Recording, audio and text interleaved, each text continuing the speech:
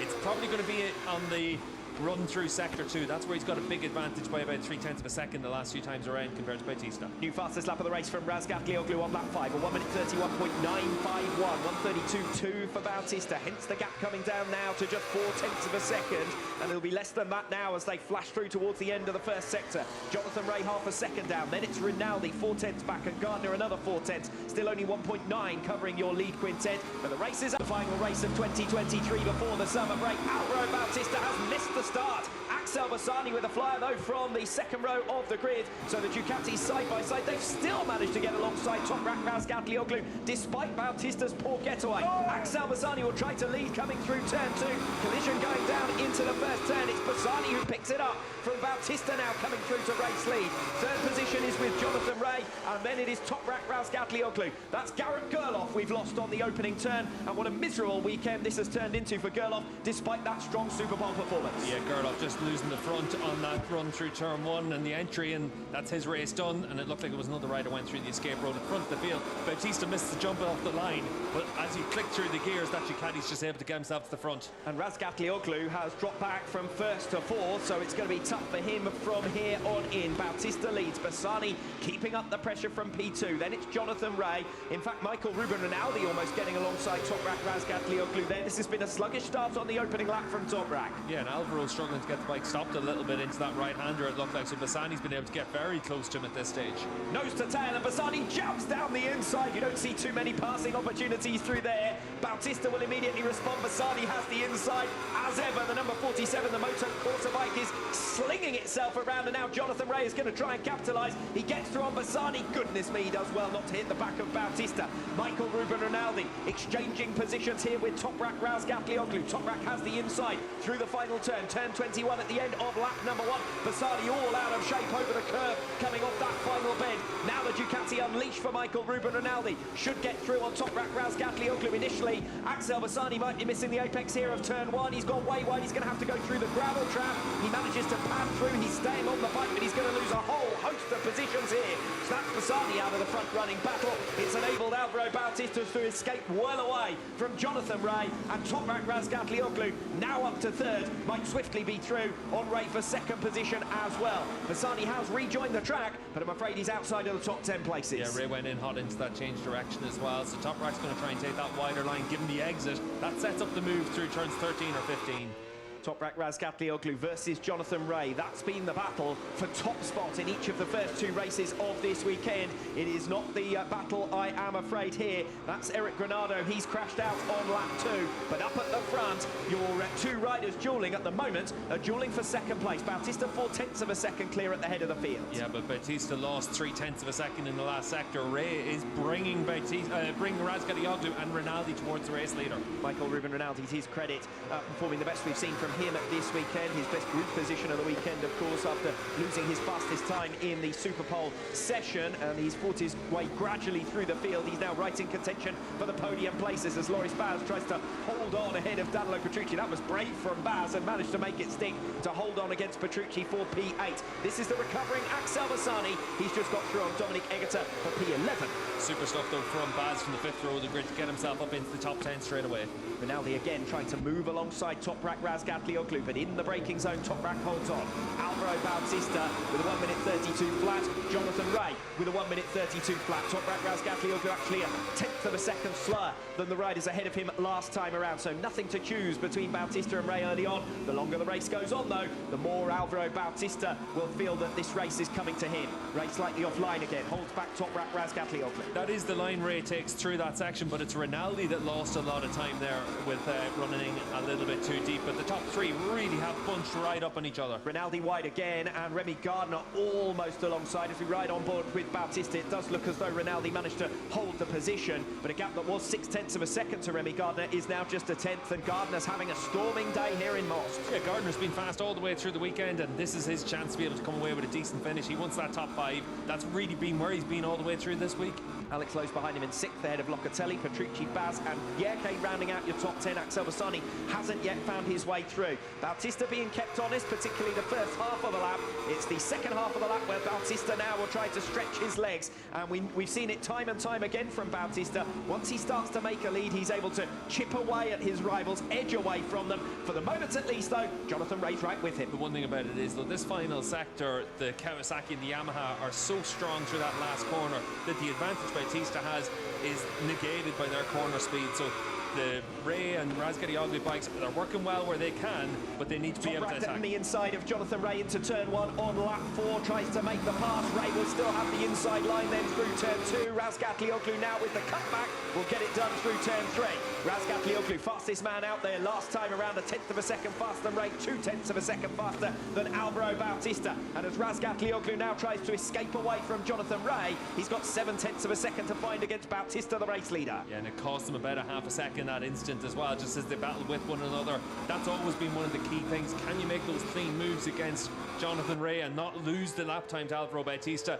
Toprak lost some time, but now he's trying to just gain it straight back, and you can see how much he's been able to stretch away from Ray just from this onboard shot. Yes, Jonathan Ray already 3/10 of a second back from Toprak Razgatlıoğlu, who now occupies second position. We ride on board with the race leader to see the gap back to Razgatlıoğlu. Jonathan Ray sits in 3rd place. Michael Ruben Rinaldi keeping him honest, only a few tenths of a second back, and credit to Remy Gardner for what's been a super ride in race 2 thus far. He sits in P5 ahead of Andrea Locatelli, Danilo Petrucci, Loris Baz, Axel Bassani and now Xavi Vierke. Couple of incidents already on this lap.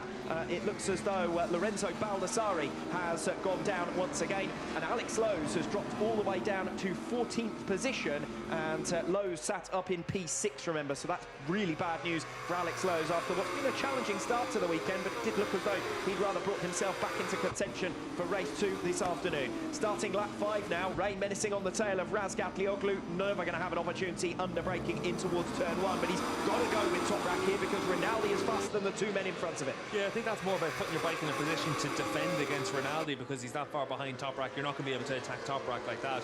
But for Jonathan Ray, the goal is try and make sure you can hold on to the podium, keep Razgatlıoğlu and Bautista honest, as it is for Alvaro Bautista. He was able to take advantage of the Ray and Razgatlıoğlu battle in Sector 1 last time round, but he lost a few tenths of a second for the rest of the lap. Yes, Bautista half a second up at the start of the last sector compared to Toprak Razgatlıoğlu, but 3/10 of a second faster than him last time around as a whole. Jonathan Ray 3/10 slower than Razgatlıoğlu, hence the gap that you can see on track now. Rinaldi not really making continued progress against Jonathan Ray, who begins to dig in on lap 5. Still only 1.8 seconds covering your lead quintet. To the credit of Remy Gardner, he's sticking on in there. Yeah, Toprak's in a position to attack now, though. He's been able to close right up on Bautista. Doesn't have to worry about Jonathan Ray. Able to hold those tighter lines through turn 16 down in towards 17. So for Toprak, he knows... Oh, big moment for Alvaro Bautista as they make their way through turn 17 and 18. Could this be an opportunity on lap 5 in towards turn 20? Alvaro Bautista holds track position, but Toprak Razgatlıoğlu will feel that Bautista is absolutely on the limit, and the gap is the smallest it's been all race so far. That's going to give Toprak confidence to be able to see a moment like that for Bautista. He'll know that there will be an opportunity for him.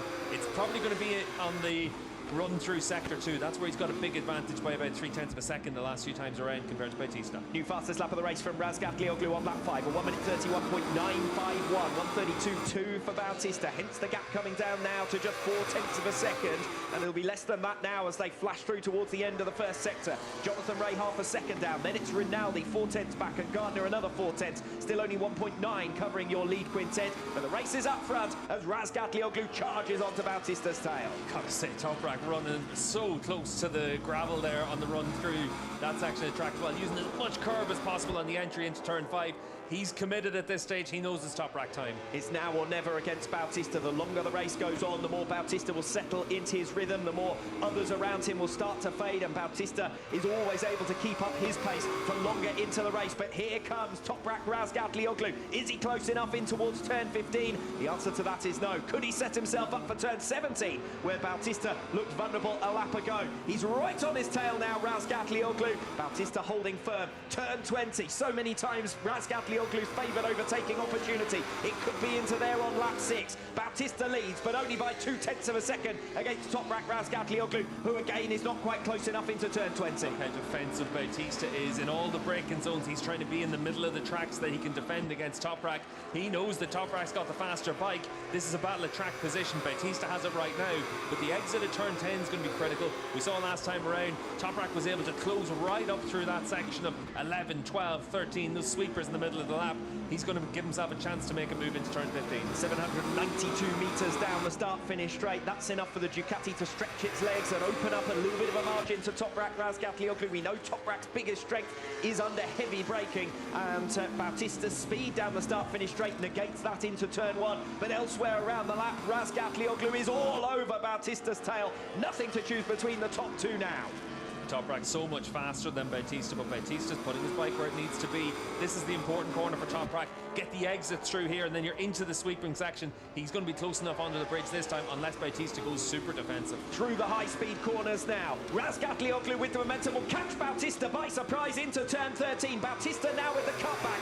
Race to turn 15, where it's single file through there, and Razgatlıoğlu has track position, and Razgatlıoğlu has the race lead once again in Most. He's a little bit deep, but Bautista not close enough to gather it up. It's one line through this section, but if you're able to carry a bit more momentum, Alvaro Bautista might be able to get close enough to attack into the penultimate corner. He'll certainly try and make a move down the start-finish straight. Bautista pushing hard. He's not waiting for the final third or even the second half of this race. He wants to come straight back at Razgatlıoğlu, but look at how strong the 2021 world champion is on the brakes, and that's all Razgatlıoğlu needed to open up a little bit of a margin, and boy did he need to open that margin, because onto the start-finish straight is a golden opportunity for Alvaro Bautista. He's got to get the exit right coming off the final turn at the end of lap 7. Razgatlıoğlu to the inside will be deep on the brakes. Alvaro Bautista's got the top-end power. He's got the straight-line speed, but he's only got second position. Razgatlıoğlu holds firm up front. And that's the key. Can Bautista get close enough to attack again before we come to turn 1 next time around? Toprak needs a super pole lap now. Try and open up a few tenths of a second and then break away from Bautista. Bautista was your race leader as they crossed the line, 0.006 of a second in it. Razgatlıoğlu has now recovered that top spot. Jonathan Rea just can't keep up with them, I'm afraid. He's a second back in third position. He's got his own fight on his hands just to try and defend against the likes of Rinaldi and Gardner, who's sticking on in there. Secondary group further back, well, Axel Bassani's done really well to recover from his off-track excursion early on. He's now right on the tail of Danilo Petrucci. So Gardner, Petrucci, Bassani in that order for top independent. It's not smooth and easy for Alvaro Bautista right now whenever he's trying to chase down Razgatlıoğlu. You can see as he moves, the bike moves around underneath him. It grips, it spins, and he just loses that momentum compared to Toprak. Toprak's doing what he has to do to be able to just stretch out those few tenths of a second any chance he gets. Bautista would probably be happy enough to pick up another 20 points given what the weekend has held for him thus far, but if he can get a swing and take the race victory, that really will be a confidence boost ahead of the summer break at a circuit that has not been kind to him thus far. Home man Oliver Koenig, unfortunately, coming into the pits, looks like this race is going to come to an end for him. Alvaro's going to have a chance to make a move into turn 1 once again because he's really close coming off that last corner. Here comes Bautista, start of lap number 9. Bautista led Razgatlıoğlu over the line a lap ago. He's on par with him again at the start of the 9th. Side by side into turn 1. Razgatlıoğlu still has the high ground. Nervous smiles though now in the Patti Yamaha pit box. So many times this season we've seen it where Bautista's just taken that watching brief, and then when he wants to make the move and attack and open a gap, he comes through on a rider. Toprak's been faster than him all the way through this weekend. It's now up to Toprak to make sure he can keep him at bay. Just 0.003 of a second between the two of them on that last lap around. Razgatlıoğlu and Bautista evenly matched over the course of a full lap, but most of the circuit it is Razgatlıoğlu who looks the stronger of the two. It's most of the circuit, but last time around into turn 20, Toprak, the rear end slid on the entrance to the corner. It cost him that bit of speed and confidence into the right-handers at the end of the lap. That allowed Bautista to come back to him. So for Toprak, he knows that he needs to be inch perfect through there to just give himself the chance to open up that gap. Bautista with a bit of a run actually through the high-speed section here, but Razgatlıoğlu with track position.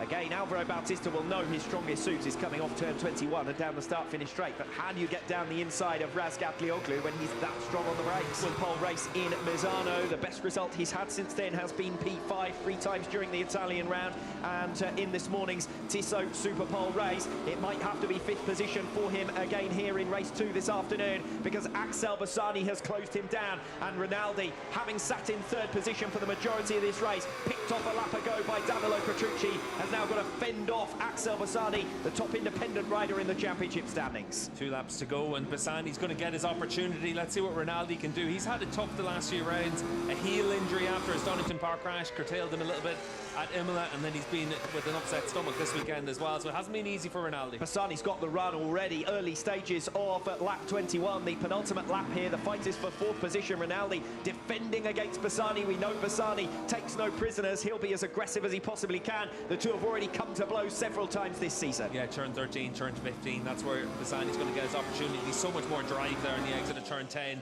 so you'd imagine in the sweepers he's going to come through. And Rinaldi taking a bit of curb as well. Bassani with the impetus, and Axel Bassani bidding for his first podium of the weekend to get back up onto the rostrum after his 2nd place finish in race 2 of the Italian round. Has cleared 1. Can he now go after Petrucci?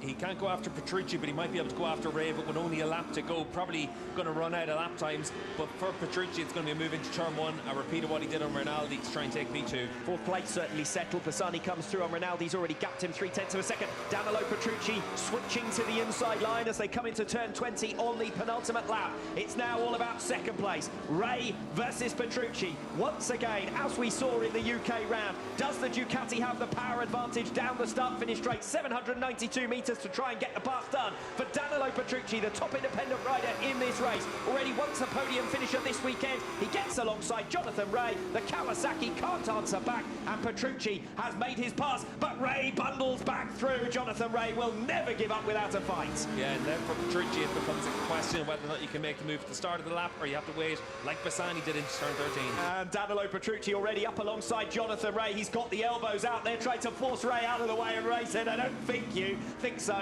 He's seen all of that and more in his years in the Superbike World Championship. Yeah, great defensive riding from Jonathan Ray, but Bassani's with them now as well. Yeah, watch out for Axel Bassani. Gap less than a second between 2nd and 4th places. I think it's just a little bit too far to come for Axel Bassani. For Danilo Petrucci, it's now about getting close enough into turn 20. He was already close to Ray a lap ago through there. The one thing is he's able to carry all the momentum through the change of the direction at the end of the lap of 16, 17, 18 to set the move up. We'll see what he can do.